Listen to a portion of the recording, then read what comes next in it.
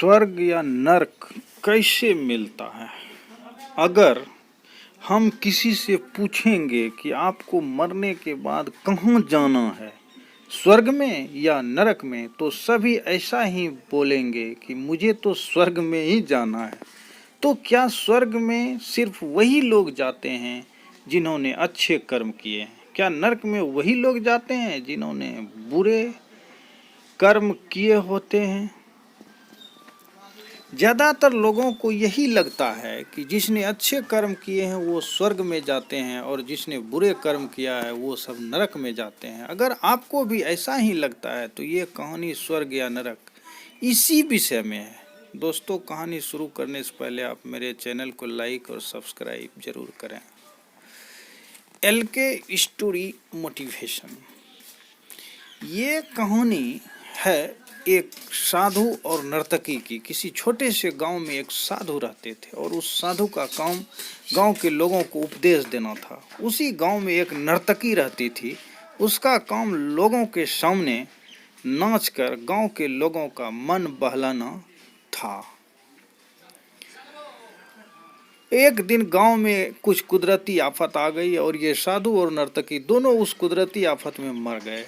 मरने के बाद जब ये दोनों यमलोक पहुंचते हैं तब इनके कर्मों और उनके पीछे छिपी भावनाओं के आधार पर इन दोनों को स्वर्ग या नरक में भेजने की बात होती है।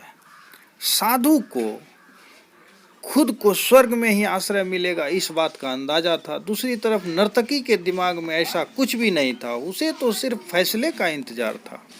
तभी घोषणा होती है कि नर्तकी को स्वर्ग दिया जाता है और साधु को नरक। इस फैसले को सुनते ही साधु यमराज पर बहुत चिल्लाते हैं और उनसे क्रोधित होकर पूछते हैं कि यह कैसा अन्याय है महाराज। मैंने अपनी सारी जिंदगी लोगों को उपदेश देने में बिता दी और मेरे नसीब में नरक, जबकि ये नर्तकी जीवन भर लोगों को रिझाने के लिए नाचती रही और इसे स्वर्ग दिया जा रहा है। ऐसा क्यों? मेरे साथ ये अन्याय क्यों? यमराज ने साधु को शांति से उत्तर देते हुए कहा कि ये नर्तकी अपना पेट भरने के लिए नाचती जरूर थी, किंतु उसके मन में यही भावना थी कि मैं अपनी कला को ईश्वर के चरणों में समर्पित कर रही हूँ। जबकि तुम लोगों को उपदेश देते हुए भी यह सोचते थे कि काश तुम्हें भी नर्तकी का नाच देखने को मिल जाए। यमराज ने साधु से ये भी कहा कि तुम ईश्वर के इस महत्वपूर्ण संदेश को भूल गए कि इंसान के कर्म से अधिक कर्म करने के पीछे की भावनाएं मायने रखती हैं और तुम्हारे इस कर्म के पीछे की भावनाओं के हिसाब से ही तुम्हें नरक मिला है।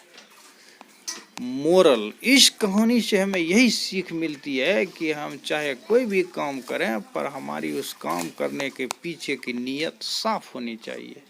अगर हमारी नीयत साफ नहीं होती है तो हमें दिखने में भले लगने वाले काम भी पुण्य की जगह पर पाप का ही भागी बना देते हैं।